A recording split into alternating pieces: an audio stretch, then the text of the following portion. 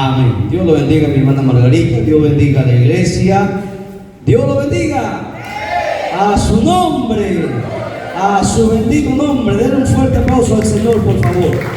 No se me duerma, no se me distraiga. Recuerde que está en la casa del Señor. De repente estamos cansados por la oración, de repente. Pero gocémonos en esta hora porque estamos en la casa de Dios y Dios nos va a hablar a través de su palabra, nos va a enseñar, ¿verdad? Porque cada día, hermano del Señor, siempre tiene algo que enseñarnos. Recuerde que mientras pasa el día y no aprendemos algo, es un día perdido. El cristiano tiene que entender que los días nuestros son cortos sobre esta tierra y hay que aprovechar todo el tiempo, ¿verdad? No sabemos cuánto tiempo vamos a estar en esta tierra, algunos 50, 60, 70 años tal vez. Y hermanos, y algunos ya hemos consumido ciertos años, así que nos queda poco tiempo y hay que aprovechar ese tiempo. ¿En qué debemos aprovecharlo? En lo más importante. ¿Qué es lo más importante que el ser humano tiene que aprovechar? Es la palabra, porque la palabra nos lleva a la vida eterna, la palabra nos sana, la palabra nos liberta, nos bendice, nos saca de la oscuridad, nos saca de la ignorancia, nos permite ver el panorama, hermano, que Dios quiere que nosotros veamos, que el mundo, por más intelectual que sea, no puede ver. Recuerde que esta palabra es la única que nos va a guiar hacia la eternidad. Esta palabra cada día deberíamos meditarla y analizarla. Bien, vamos a continuar rápidamente ya que la hora nos va a ganar. Vamos a continuar con el sexto video ya de esta serie de Apocalipsis que hemos aperturado. Vamos a la Biblia, Apocalipsis capítulo 2, verso 6. Apocalipsis 2, 6. Vamos encontrando y vamos poniendo en pie. Damos un saludo cordial a nuestros hermanos San Miguel, Juan San Miguel, Ferretería Sambe, le está mandando saludos a la iglesia. Él está conectado a través de las redes sociales, el canal está transmitiendo. Dios lo bendiga. Acá nosotros podemos ver todo esto y por eso que nosotros transmitimos. Hay algunos que no están presentes pero se gozan en los cultos y manda el saludo para toda la iglesia. También a los que nos están viendo, un saludo cordial para nuestro hermano Pablo Pinero, también de Casma. Dios lo bendiga, y a todos los hermanos que siempre nos conectan en diferentes lugares. La paz del Señor sea sobre sus vidas. Un saludo cordial a todos los pastores, maestros y evangelistas del Señor Jesucristo. La palabra de Dios se va a leer siempre para la gloria del Padre que nos creó, gloria del Hijo que nos salvó y la gloria del Espíritu Santo que está presente. Y la iglesia de Cristo dice: palabra de Dios es esta. Pero tienes esto, que aborreces las obras de los nicolaístas, las cuales yo también aborrezco. El que tiene oído, oiga lo que el Espíritu dice a las iglesias. Al que venciere, le daré a comer del árbol de la vida, el cual está en medio del paraíso de Dios. Oramos. Bendito sea el nombre tuyo, Padre mío, Dios de la gloria. Gracias te damos de todo corazón, eterno Dios, por tus maravillosas, Señor Dios mío, bendiciones que tiene para nosotros. Dios del cielo, gracias por este día que ha pasado, bendito Padre, con muchas preocupaciones, con mucho sufrimiento, con mucho trajín, con mucho esfuerzo, bendito Dios, pero estamos en tu casa, bendito Padre, para honrarte, para bendecirte, para alabarte, para agradecerte por todo, bendito Dios. Señor, bendícenos en esta hora por medio de tu palabra, bendito Padre. Abre nuestro entendimiento, danos sabiduría, que tu Santo Espíritu nos hable a través de esta palabra, Padre mío. Usa este barro, porque reconozco mis limitaciones, Padre mío, y mi dependencia delante de ti, Dios amado. Háblanos con poder y con autoridad, como tú siempre sabes hacerlo. Y mientras esta palabra es predicada, seas tú libertando, restaurando, sanando, bendiciendo y dando vida a tu pueblo en esta hora. En el nombre de Jesús, Padre mío, declaramos inoperante todo poder del diablo. Cancelamos, Señor Dios mío, toda brujería, hechicería, toda maldición, Padre mío, que el diablo ha levantado contra tu pueblo. Padre mío, queda cancelado en esta hora todo poder del diablo, porque tú tienes todo el poder, bendito Padre, y a tu nombre sea siempre toda honra y gloria. Al Padre, al Hijo, al Espíritu Santo. Gloria a Dios, gloria a Dios, gloria a Dios. Denle un fuerte aplauso al Señor, por favor. Dios bendiga, tomen asiento, mantengan la Biblia abierta, abran sus cuadernos. Disculparán la voz, ayer esforzamos la voz y y estamos un poquito roncos, pero con dolor de garganta, pero igual nosotros nos gozamos al poder, hermanos, compartir la palabra. Bien, estamos entonces grabando el 6º video de esta serie ya, y recién vamos en el capítulo 2 analizando a la primera iglesia al cual el Señor le escribió un mensaje de advertencia. Es cierto que Efeso era una iglesia, como ustedes ya lo saben, los que han estado en las clases anteriores, una iglesia extraordinaria, excelente, una iglesia que tenía muchas virtudes, muchas cualidades, cosa que no se ve en este último tiempo en diferentes iglesias en el mundo entero. Pero iglesia destacaba, hermanos, por todas estas cualidades que nosotros hemos visto, pero lamentablemente tenía un gran defecto. Un defecto, hermano, que estaba por encima de todas sus virtudes, un defecto que lo opacó, un defecto que, hermanos, que hizo que el Señor lo amonestara y le llamara al arrepentimiento. ¿Cuál era ese defecto? ¿Cuál era ese error grave, fatal, garrafal que Efeso cometió? Dejó su primer amor. ¿Y quién es el primer amor de un cristiano? Jesucristo, Dios, nuestro Señor. Recuerde que cada cosa que nosotros hagamos tiene que ser por Él y para Él.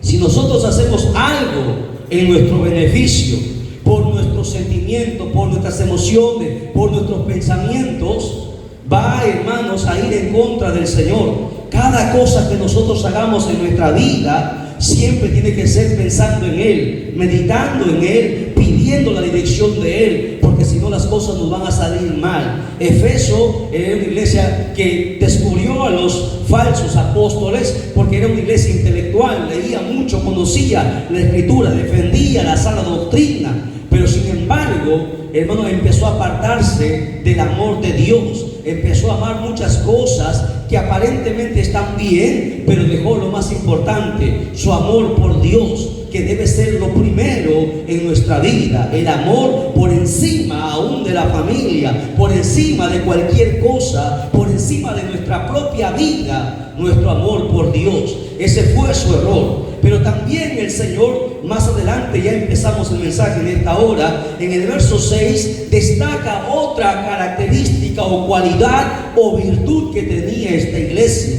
que era que Efeso aborrecía las obras de los nicolaítas. No, muy poco se habla sobre de los nicolaítas, y casi en todos mis casi 16 para 17 años, hermanos, en el Evangelio, no he escuchado hablar sobre los nicolaítas en diferentes lugares donde hemos ido, porque muy poco se conoce sobre los nicolaítas y solamente los pastores atinan a hablar que, bueno, que esta iglesia aborrecía la obra de los nicolaítas. Pero la pregunta es, ¿de dónde vinieron estos nicolaítas? ¿Quién era su líder llamado Nicolás? ¿Alguien ha leído? Porque se supone que ustedes están estudiando, investigando también, porque recuerden que estamos en una escuela, la escuela bíblica Cristo el Salvador. Usted tiene que estar a la expectativa de las clases, así como cuando yo iba a la universidad, ¿no? Se hacía una clase y a la otra semana tocaba otra clase. Yo ya estaba adelantado, ya me preparaba, ya venía el profesor con las preguntas, yo le hacía las preguntas al profesor directo antes que empiece la clase, porque tenía esa hambre, ese deseo de aprender. Así debería ser la iglesia, ¿no? No solamente esperar que venga y se le entregue, tiene que haber hambre por la palabra, porque así dijo el Señor: escudriñad las Escrituras, porque en ellas hallaréis la vida eterna. Bien, ¿alguien tiene algún conocimiento de lo que nos están viendo a través del canal? Pueden escribirnos ahí, yo voy a ver ahí y les voy también a responder en vivo y en directo. Bien, entonces vamos a ver quiénes serán estos nicolaítas. Para que usted entienda y conozca, Nicolás fue uno de los principales dentro de la iglesia. En el tiempo que la iglesia empezó a extenderse, en que la iglesia empezó a crecer, Nicolás fue escogido junto a otros hombres para dirigir también la iglesia. Nicolás tenía cualidades buenas, empezó bien, pero terminó mal. Así como siempre ha sido, siempre es un patrón común en el Antiguo Testamento. Los reyes empezaron bien y terminaron mal. Salomón empezó bien y terminó mal, porque porque se descuidaron, se desconfiaron, hermano, y nosotros no podemos confiarnos hasta el último día de nuestra vida, no podemos descuidarnos, porque el diablo siempre, hermano, trama. No importa, como decíamos ayer, ¿no? Si el diablo, ayer en el mensaje hablamos, si el diablo, hermano, tomó a Pedro siendo apóstol y lo engañó, tomó su corazón y lo engañó, el diablo se metió dentro de Judas, y Judas era apóstol escogido por Jesucristo. Judas no empezó siendo malo, Judas fue pervertido, así como el diablo, antes de ser diablo, dijimos ayer que fue perfecto, creado en perfección, pero se pervirtió. Asimismo, nosotros no podemos descuidarnos. Vamos a ver quién era Nicolás. Usted se va a sorprender sobre este Nicolás y todas las cosas que se habla en cuanto a este personaje de Nicolás. Ok, vamos entonces a ver la cita bíblica sobre la obra de los nicolaitas. Bien, para ello, quiero también recalcar, antes de entrar a ver a Nicolás, que este problema que tenía Efeso era un problema que también tenía Pérgamo. O sea, había saltado, no solamente estaba en Efeso, sino había saltado también a Pérgamo, a diferentes iglesias, porque recuerde, hermanos, un poco de levadura, dice, leuda toda la masa, y hay que tener siempre cuidado. Apocalipsis capítulo 2, verso 2 en adelante, habla sobre esto. Bueno, para conocer acerca de Nicolás, nosotros hemos leído a Ireneo. ¿Usted conoce quién fue Ireneo? Ireneo nació en el año aproximadamente en el 125. Entonces, Ireneo fue uno de los obispos, de los pastores de la iglesia, también en Efeso.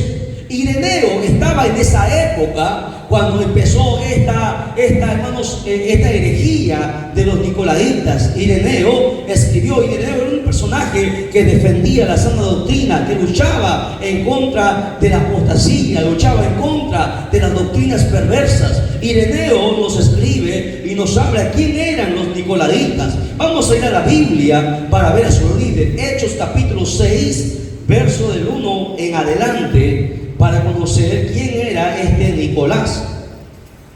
Hechos capítulo 6, verso 1. ¿Lo tienen? Vamos a ver, vamos a aprender. Estamos aquí para aprender, ¿verdad? Porque eso es lo bonito de los cultos, aprender y culturizarse. ¿Ok? La gente allá afuera sabe muchas cosas que van a tener límite, pero aquí el conocimiento es para la eternidad. Dice la Biblia, en aquellos días, como crecía el número de los discípulos, o sea, la iglesia se empezaba a expandir, empezaba a crecer. ¿Y qué dice? Hubo murmuración, porque siempre hay, hermano, el trigo y la cizaña siempre va a haber. Hubo murmuración de los griegos contra los hebreos, de que las viudas de aquellos eran desatendidas en la distribución diaria. Entonces los 12, o sea, los apóstoles, convocaron a la multitud de los discípulos y les dijeron: no es justo que nosotros dejemos la palabra de Dios para servir a las mesas. Buscad pues, hermanos, de entre vosotros a 7 varones de buen testimonio, llenos del Espíritu Santo. Miren la cualidad que tendrían que tener estos varones. 1, buen testimonio. 2, llenos del Espíritu Santo. 3, de sabiduría. Aquí les encarguemos este trabajo, o sea, de repartir, de atender, de velar por la iglesia. Y nosotros, dijeron los apóstoles, persistiremos en la oración y en el ministerio de la palabra. Por eso que nosotros hemos siempre, hermanos, diseñado este patrón de la iglesia, que siempre, hermanos, se ha considerado desde el principio.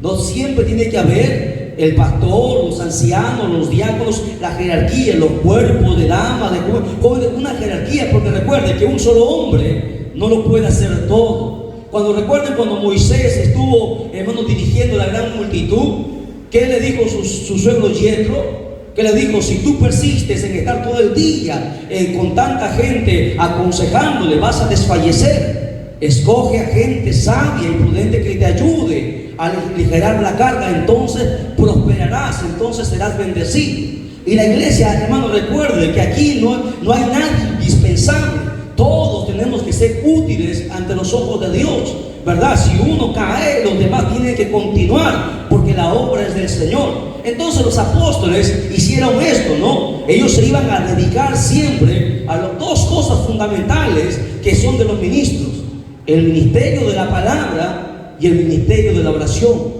Porque eso es lo fundamental, ¿no? Ellos no podían estar atendiendo las mesas, repartiendo, a la gente por igual, viendo lo que faltaba en el templo, ¿no? Eso se le dedicaba, se le entregaba a los varones que iban a ser entregados, porque cada uno ejerce una responsabilidad. Y dice la Biblia ahí, y le agradó la propuesta a la multitud, y eligieron uno, a Esteban, varón lleno de fe y del Espíritu Santo. Recuerde que este Esteban fue el primer mártir de la iglesia, y Esteban era un jovencito, fue joven cuando fue elegido. ¿Qué más? Esteban, ¿qué más?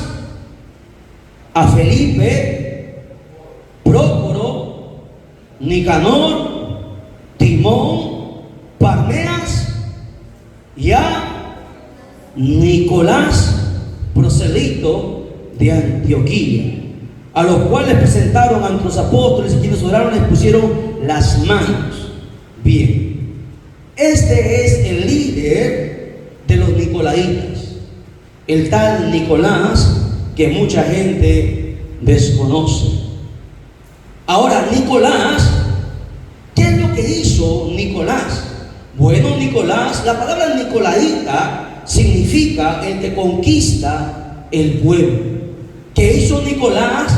Por su intelecto, por su facilidad, empezó a conquistar el pueblo, a ganarse la confianza del pueblo, y lo empezó a pervertir, a torcer, empezó a llevarlos por la apostasía. Nicolás empezó con doctrinas falsas, así como la doctrina de Balaam, conduciendo al pueblo a conductas inmorales y perversas. Ahora, los nicolaitas siempre participaban en diferentes inmoralidades y asaltaban a la iglesia con tentaciones sexuales. Este era un problema que se había metido en aquel entonces en la iglesia primitiva. Clemente de Alejandría, otro escritor conocido de aquella época, escribió este párrafo que he anotado aquí. Dice lo siguiente: se abandonaron al placer como chivos, dedicados por completo a sus propias indulgencias.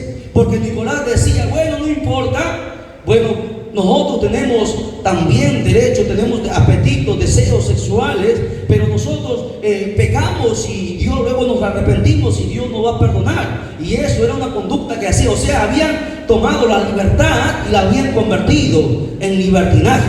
Eso era lo que enseñaba Nicolás. Tú puedes pecar, porque Dios es un Dios de amor y Dios te va a perdonar. Si tú vienes, te arrepientes, te va a perdonar. No importa cuántas veces tú peques, Dios te va a seguir perdonando.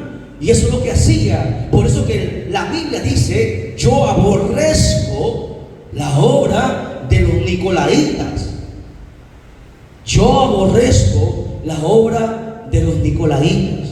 Y esta herejía se extendió por diferentes iglesias, y muchos hermanos empezaron a claudicar de la fe por este problema. Por eso que cuando el Señor le escribe al ángel, al pastor, le dice: tienes esto, que tú también aborreces la obra de los nicolaitas como yo también la aborrezco. Dios sacando a la luz todo esto.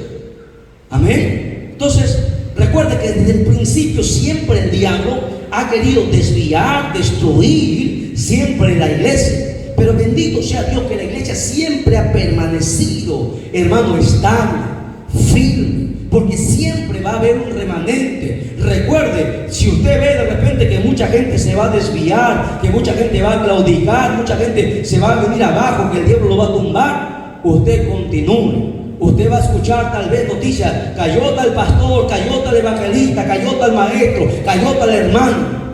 Y nosotros tenemos que continuar. Oraremos por ellos, que el Señor tenga misericordia. No los juzgaremos, oraremos por ellos, que Dios los levante, y nosotros continuamos adelante. Usted no tiene por qué desanimarse, desalentarse, porque la iglesia tiene que continuar. Recuerde que nosotros no servimos a hombres, servimos a Dios. Venimos por Él, no por el pastor. Alabado sea el nombre de Dios para siempre. La iglesia tiene que continuar, porque es la iglesia de Cristo. Amén.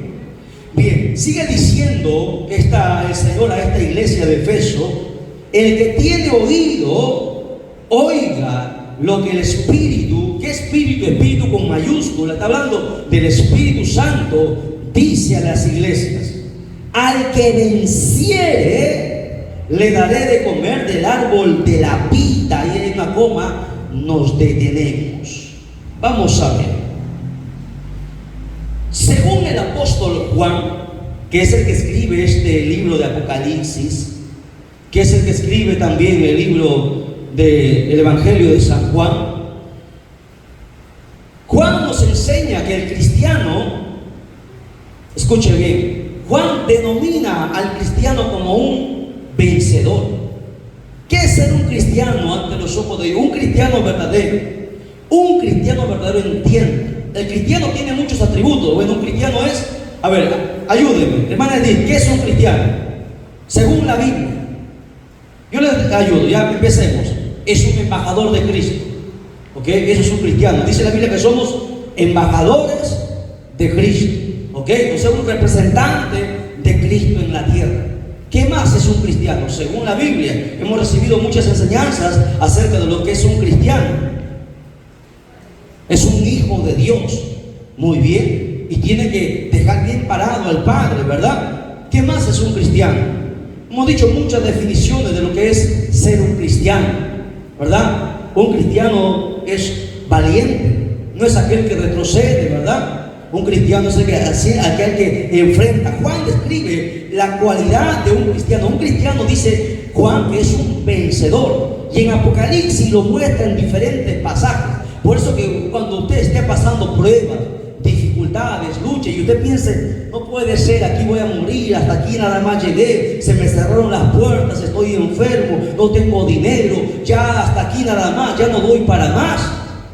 Usted recuerde, espera un momento, yo soy un cristiano, yo soy un hijo de Dios, yo soy un vencedor.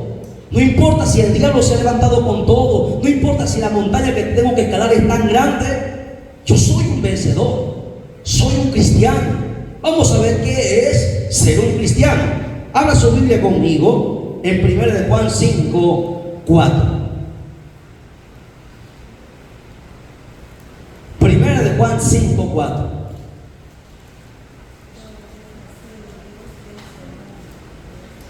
Porque todo lo que es nacido de Dios vence al mundo. Y esta es la victoria que ha vencido al mundo, nuestra fe. ¿Qué es un cristiano entonces? Es un vencedor. Aprenda, anótelo. Ser cristiano es ser vencedor.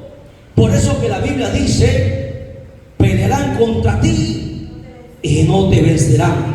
Caerán a tu lado 1000 y a tu diestra 10.000, mas a ti no llegarán. ¿Por qué? Porque el cristiano es un vencedor. Recuerde siempre, los hermanos, si hay alguien que me está mirando a través de las redes sociales, recuerde, yo sé que usted está pasando un momento difícil. Yo no sé si su esposa lo dejó, yo no sé cuál es el problema tan grande que usted está absorbiendo, que está endeudado, cualquiera que sea su problema. Métase en la cabeza, métase en el corazón que usted es un cristiano, que usted es un vencedor. Porque todo aquel que es nacido de Dios vence al mundo, vence cualquier obstáculo, cualquier prueba, cualquier dificultad que la vida lo ponga por delante. No importa cuánto el diablo ruja, usted es un vencedor. Alabado sea su nombre. Aunque el diablo te diga: yo tengo a tus hijos en mis manos, tú le diles: tú no tienes nada, diablo. Yo soy un hijo de Dios. Y mi familia, como está escrito en la Biblia, mi casa y yo serviremos a Jehová. Usted es un vencedor. Abra su Biblia en Apocalipsis 2:11. Apocalipsis 2:11. Rápido, por favor, porque la hora ya nos ganó. Quiero terminar con esta iglesia. Dice: el que tiene oído, oiga lo que el Espíritu dice a la iglesia. El que venciere, porque un cristiano es un vencedor. Aquí Dios, ¿a quién le está hablando? ¿Le está hablando al mundo? Le está hablando a los cristianos, a sus hijos. Dice: el que venciere no sufrirá daño de la segunda muerte. Porque hay dos muertes. Vamos a morir todos los que estamos aquí, tal vez moriremos. Algunos de repente alcanzarán el arrebatamiento, pero moriremos una vez. La segunda muerte no tendrá parte sobre nuestra vida. Pero la gente que no tiene a Cristo morirá dos veces.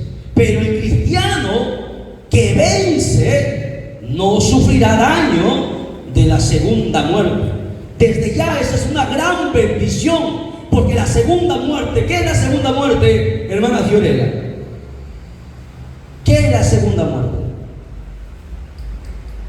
Hermana Marilu, ¿qué es la segunda muerte? Hermana Ivonne, fuerte, fuerte, rápido, que la hora se me gana. Nada. Débora, Humberto,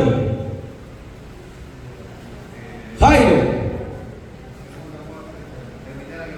el lago de fuego. La segunda muerte es el lago de fuego.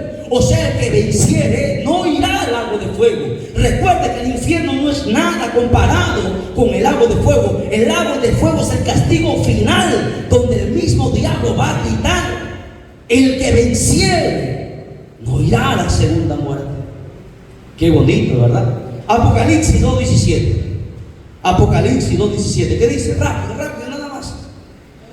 El que tiene oído oiga lo que el Espíritu dice a las iglesias.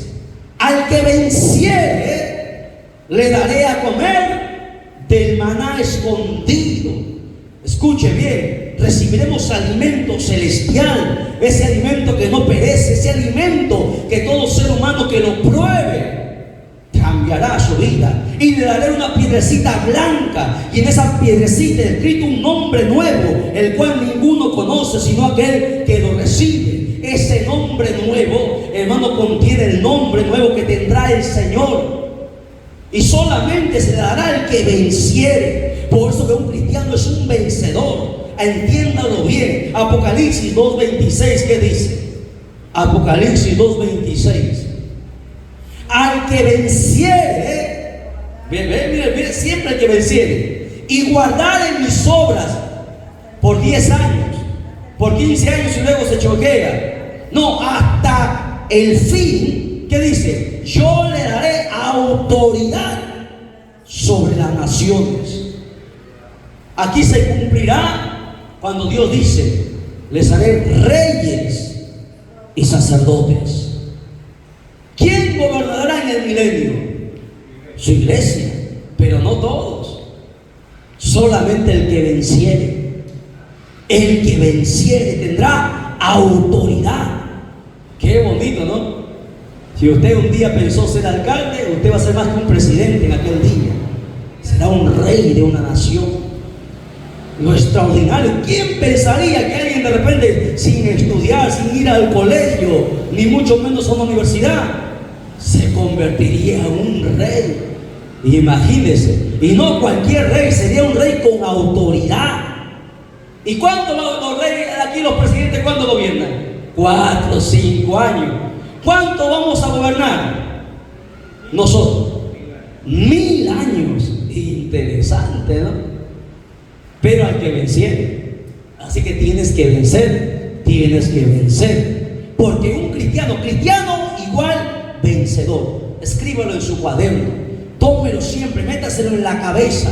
Por eso nosotros cuando nos pasan las pruebas, la prueba es como una raya más al tigre, ¿no? Nos vienen más cosas, porque las pruebas nos hacen más fuertes, nos hacen salir más. Las pruebas nos promueven a otro nivel, a otra dimensión, porque el cristiano entiende: no sé cuán grande sea la prueba, pero yo soy un vencedor y voy a pasar por encima de eso. Dice la Biblia en Apocalipsis 3:5, habla su Biblia conmigo. Apocalipsis 3:5: el que venciere será vestido de vestiduras blancas. No todos, solamente el que venciere. El que venciere será vestido de vestiduras blancas, y no borraré su nombre del libro de la vida, y confesaré su nombre delante de mi Padre y delante de sus ángeles. Mira qué privilegio es este, pero solamente es para el que vence. Solamente los cristianos verdaderos son vencedores. Así que usted no diga, ya no puedo, hermano, hasta aquí nada más, renuncio, entrego el cargo. ¿Cómo? Entrégalo a Dios, porque Dios se lo dio. Aquí no hay renuncia. Aquí no es que yo dejo. Aquí hasta el final es, hasta que nos muramos o hasta que Cristo venga.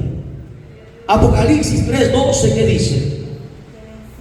Al que venciere, yo lo haré columna en el templo de mi Dios, y nunca más saldrá de allí, y escribiré sobre él el nombre de mi Dios y el nombre de la ciudad de mi Dios, la nueva Jerusalén, el cual desciende del cielo de mi Dios, y mi nombre nuevo.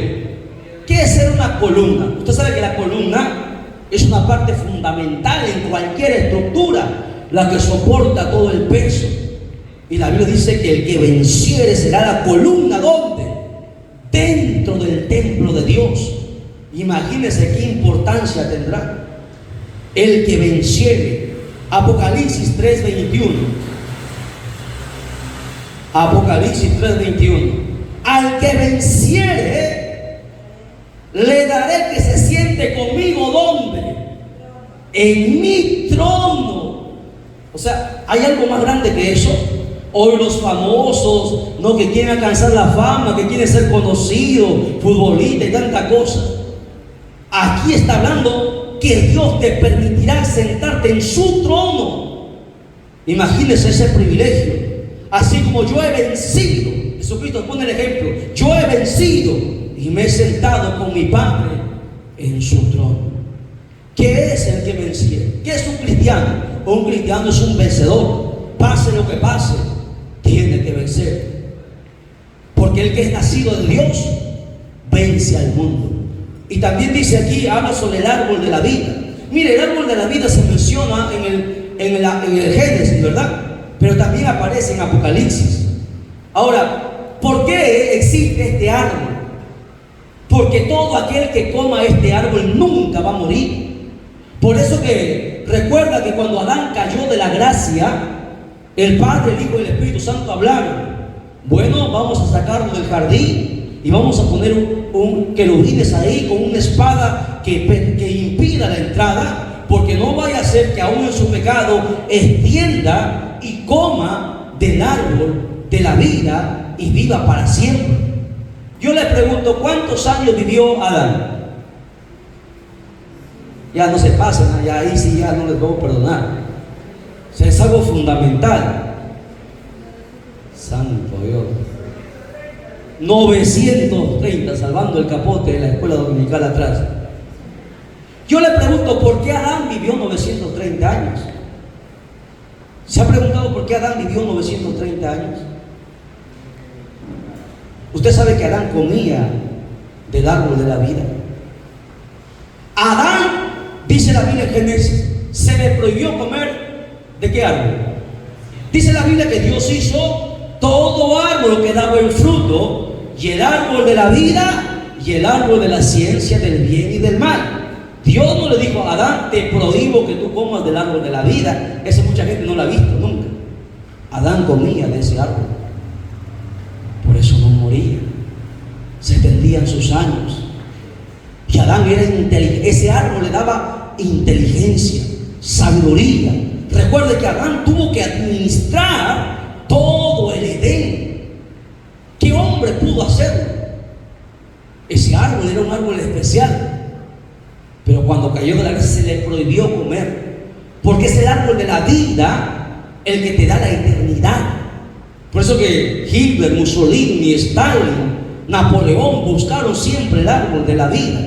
Ellos sabían y habían entendido, según los escritos antiguos, que estaba escondido debajo de la tierra. Ellos estaban buscando el segundo paraíso. Recuerden que el segundo paraíso estuvo en el seno de Abraham. Estaban buscando ese árbol.